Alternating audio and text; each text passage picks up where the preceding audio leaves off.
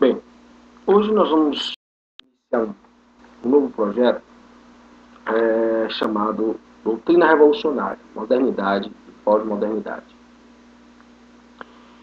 Esse projeto ele não tem o objetivo de esgotar todo o conteúdo sobre o tema.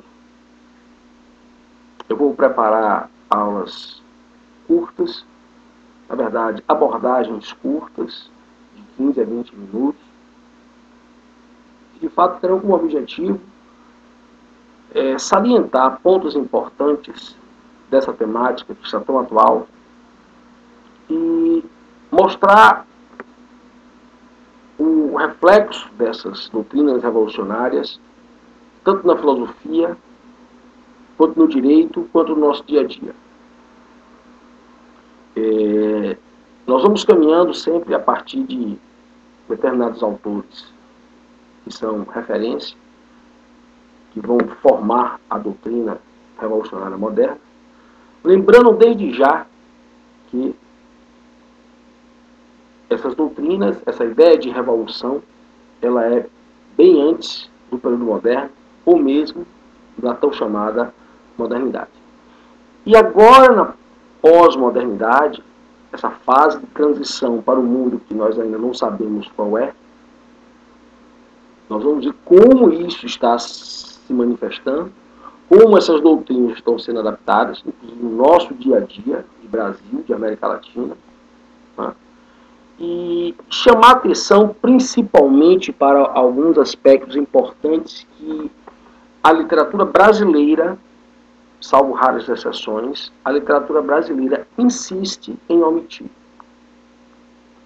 A primeira dessas questões que a literatura brasileira insiste em omitir é exatamente o que eu tenho chamado de questão teológica. O pensamento moderno ele tem origem em pelo menos 3 pressupostos: o direito romano, a filosofia pagã, chamada no ambiente acadêmico de filosofia antiga, e a Bíblia. E dentro da Bíblia, fundamentalmente, a questão da queda. O homem que está sendo refletido na filosofia moderna é o homem caído. É o homem que foi expulso do paraíso.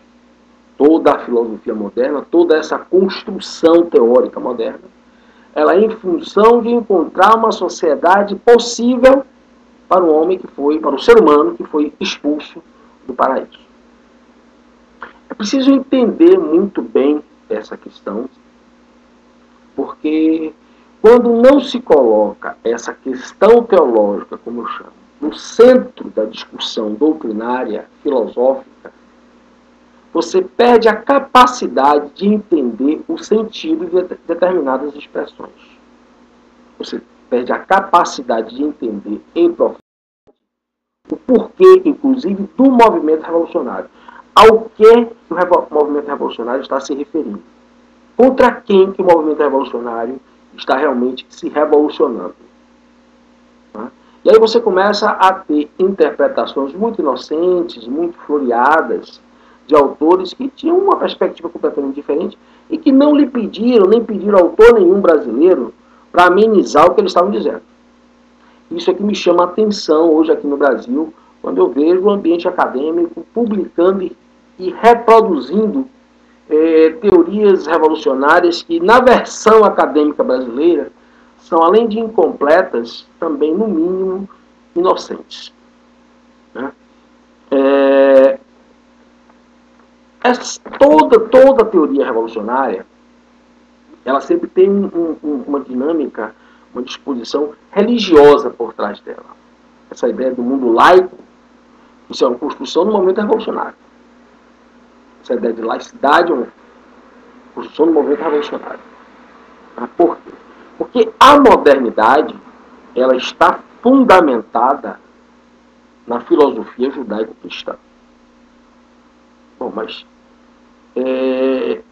e a filosofia antiga? Né? E a cultura romana, particularmente o direito romano. Muito bem. Essas duas variáveis, esses dois dispositivos terão um papel fundamental né, fundamental na construção dessa modernidade. Porém, com o aparecimento do cristianismo, novas interpretações começam a ser dadas a instituições, a formas de convivência que já existiam muito antes da Idade Média, como, por exemplo, a família. Esse discursozinho bobinho de família burguesa, de família capitalista, etc., etc., isso é um testemunho de pouca cultura. A nossa família tem origem romana. O pátrio poder é um instituto romano. Não tem nada a ver com o capitalismo. Agora, é claro que depois que surge o cristianismo, esta família romana, ela começa a ter novas interpretações, começa a incorporar novos valores que vão resultar no modelo de família que nós temos hoje. É importante você entender essa base judaico-cristã da formação do pensamento moderno, porque é exatamente o pensamento revolucionário, ele não é simplesmente anti-ditadura, ele não é simplesmente anti alguma coisa, ele é fundamentalmente anticristão. Vou repetir, o pensamento revolucionário, todo e qualquer pensamento revolucionário, ele é anticristão. Revolucionar significa inverter. Revolucionar significa gerar uma inversão. Uma inversão com relação ao quê? Com relação exatamente à filosofia bíblica, ao ensinamento de Deus. Que é o maior tirano revolucionário? Deus. O Deus da Bíblia. E é esse Deus, e tudo aquilo que corresponde a esse Deus, que deve ser abolido. Porque servir a este Deus é submeter-se à servidão de um tirano. Daí porque você vai ver todo o pensamento revolucionário falar em liberdade. Se libertar de quê? Se libertar de uma tirania. De qual tirania? A tirania não é do rei, simplesmente. A tirania a qual o pensamento revolucionário está se referindo é fundamentalmente a tirania de Deus. Deus é tomado como um ser tirano. Isso é muito claro, inclusive, você pode pesquisar no livro de Bakunin, Deus e o Estado, aonde Bakunin vai eleger Lúcifer como o primeiro grande libertador, né? O primeiro grande revolucionário. Todo movimento revolucionário, se você entender o que é essa questão teológica, você vai descobrir com muita facilidade que todo o pensamento revolucionário está baseado na questão da queda, e o grande herói, o mentor do pensamento revolucionário, seria exatamente a figura de quem? Lúcifer. Então, a partir daí, tudo aquilo que corresponde a Deus, tudo aquilo que está influenciado por Deus, ou que foi fortemente influenciado pelo cristianismo, como, por exemplo, a monarquia, que não tem origem no cristianismo, mas vai receber uma forte influência do cristianismo no Ocidente, tudo isso, todas as instituições têm que ser abolidas.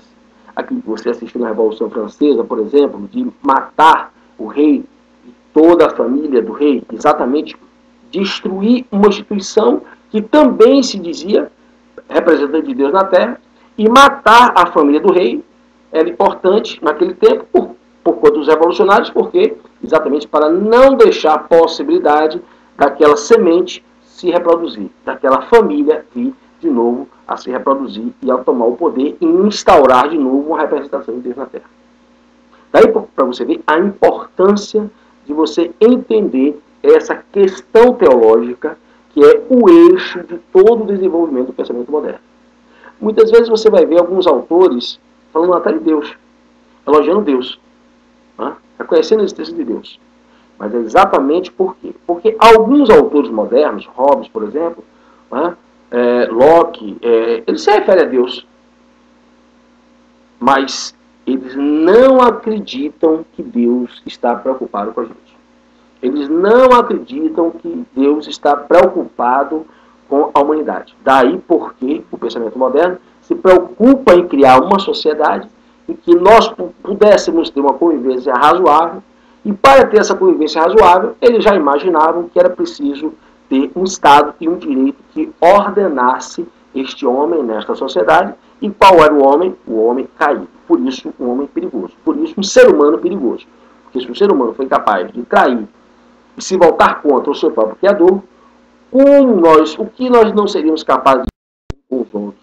Daí porque a ideia do homem, lobo do homem. Daí porque a ideia de que sem um Estado repressor, sem um direito rígido, nós geraríamos uma guerra de todos contra todos. Porque, em essência, o ser humano, para o pensamento moderno, não seria digno de muita confiança. E, por isso, não seria digno de um grau muito elevado de liberdade. Daí porque essa discussão entre liberdade e ordem, que vai fazer parte de toda a formação do pensamento moderno, daí por diante.